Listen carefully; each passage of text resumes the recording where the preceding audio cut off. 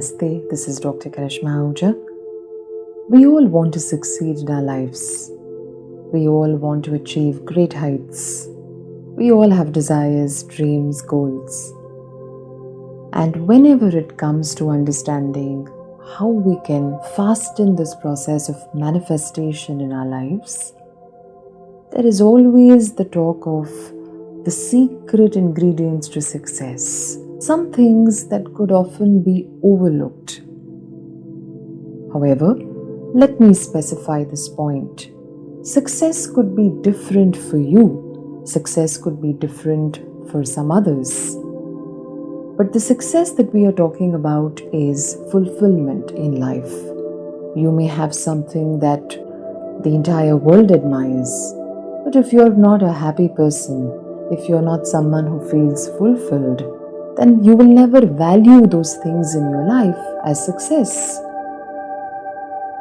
And some of the greatest virtues, qualities, elements that really help people become super achievers, super successful in their life is indeed the virtue, the element, the practice of kindness.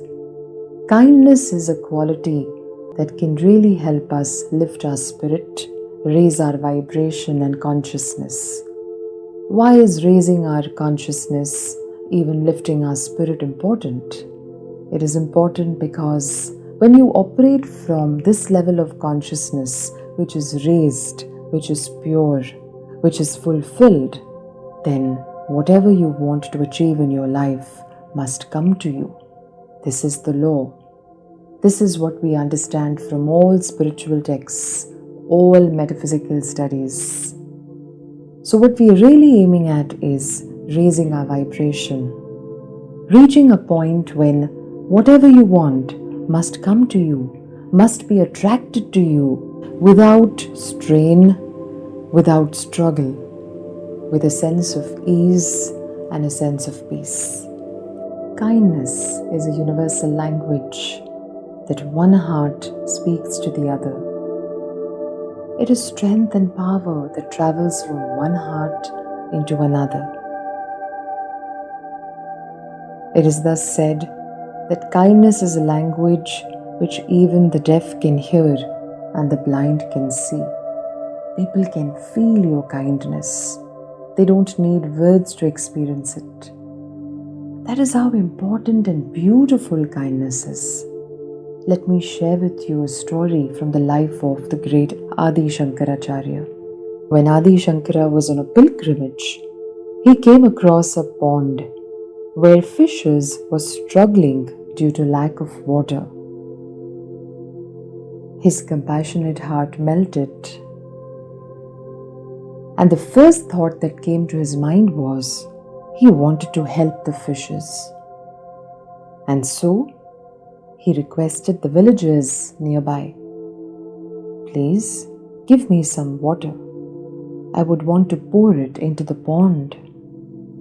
See, the fishes are struggling. There is no water here."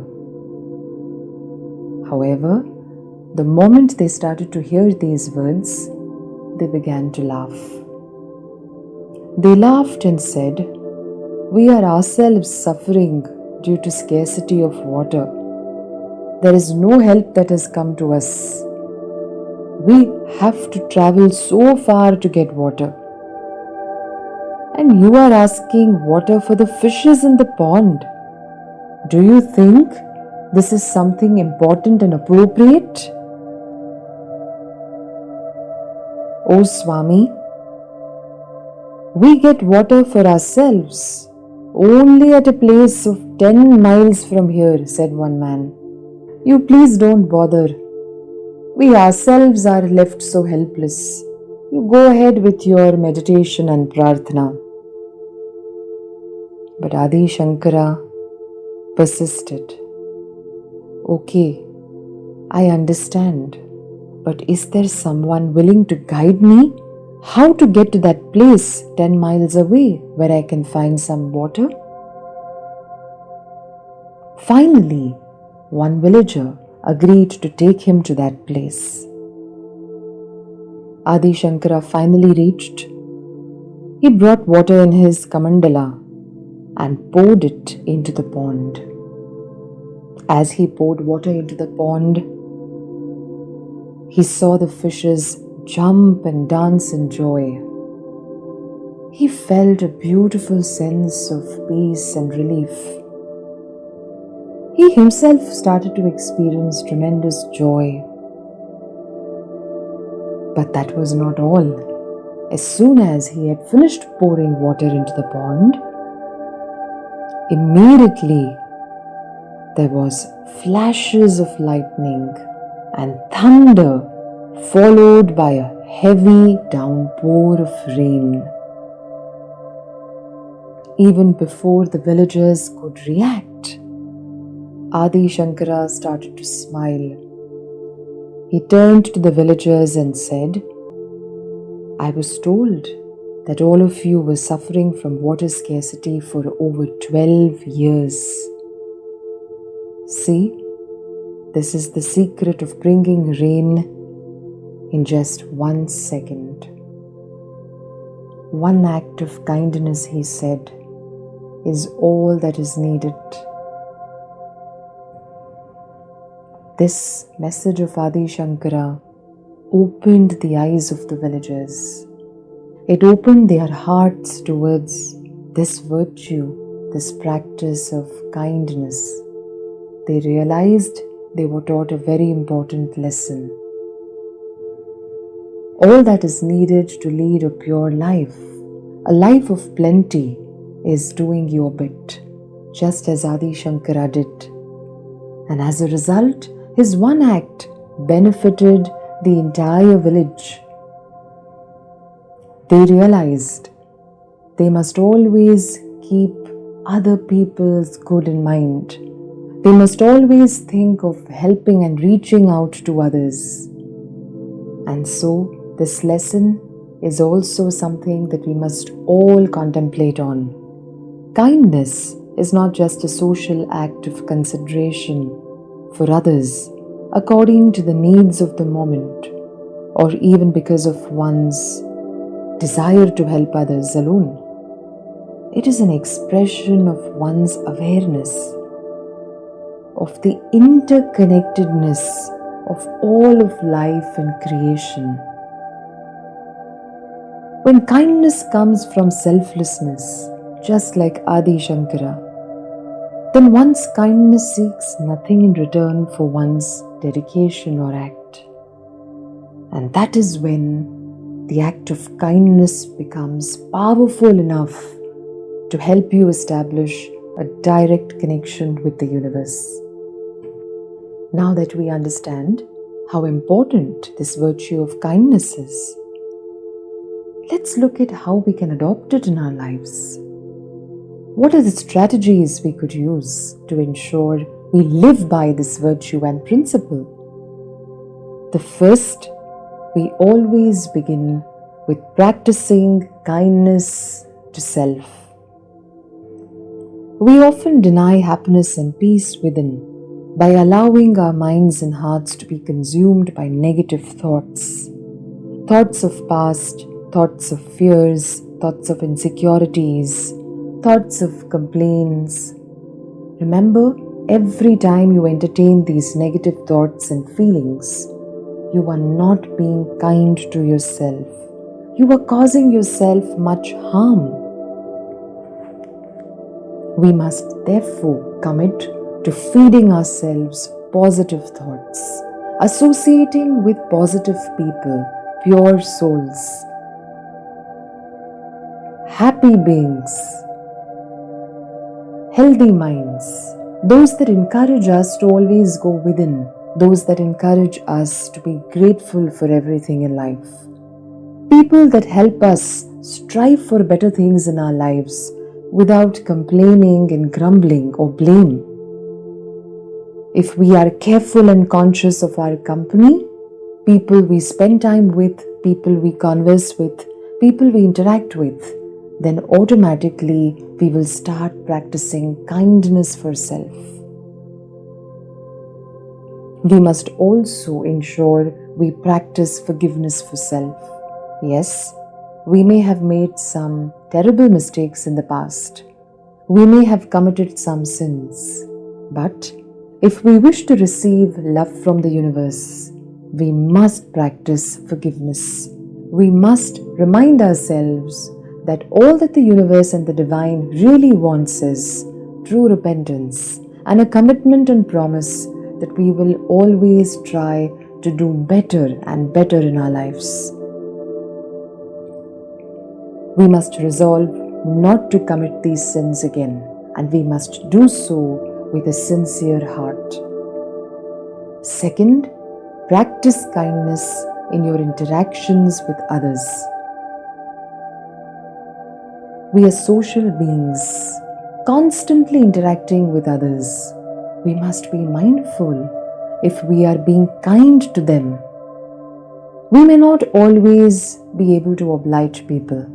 However, we can always speak obligingly, speak pleasantly, speak softly, speak sweetly. This is the best way to practice kindness in your interactions with others. Keeping a smile on our faces, allowing our faces and personalities to exuberate warmth is another great way to practice kindness. Sometimes, all that people want is a feeling that you will be there for them. Give them that feeling.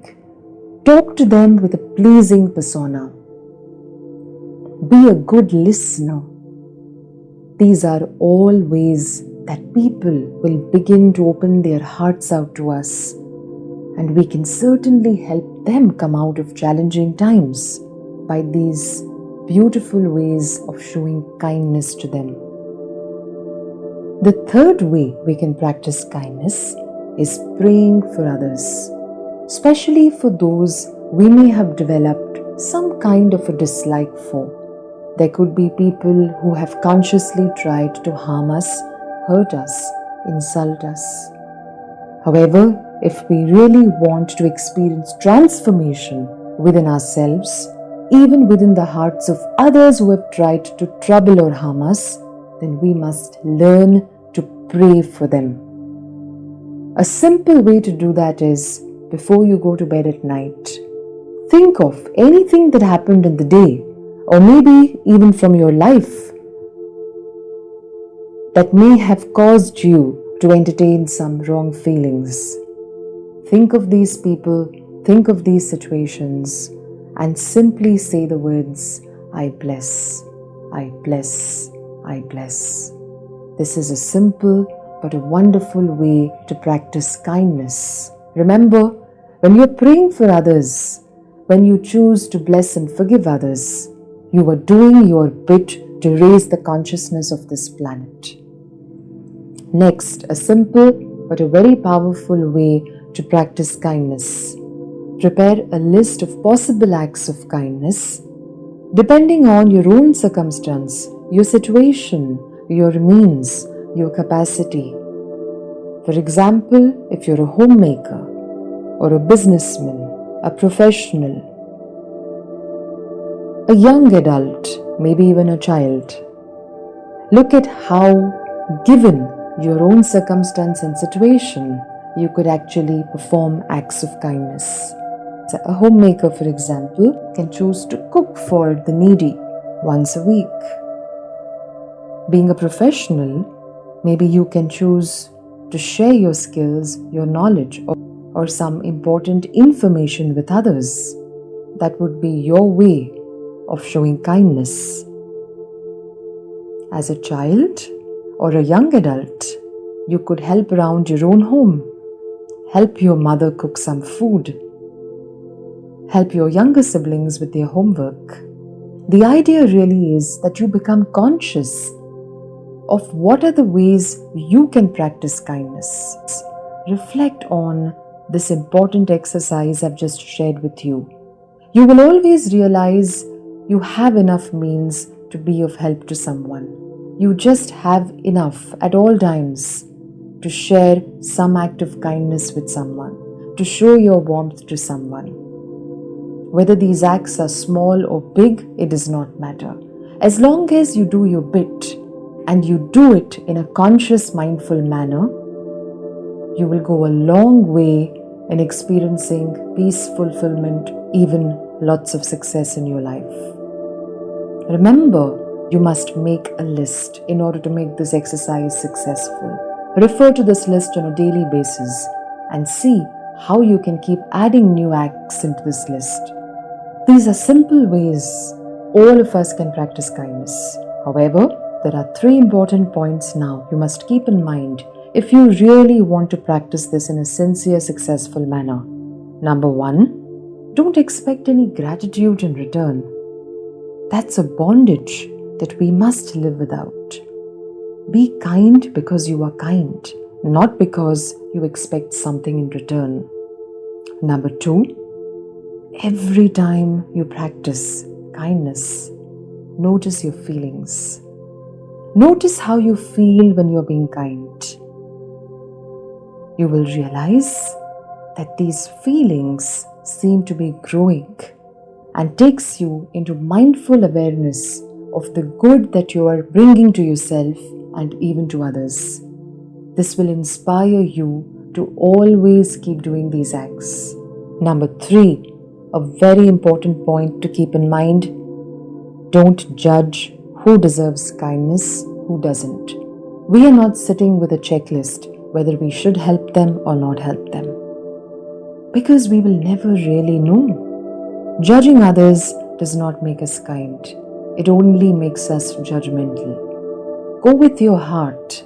If you see something or someone that needs your attention and your kindness, then go for it.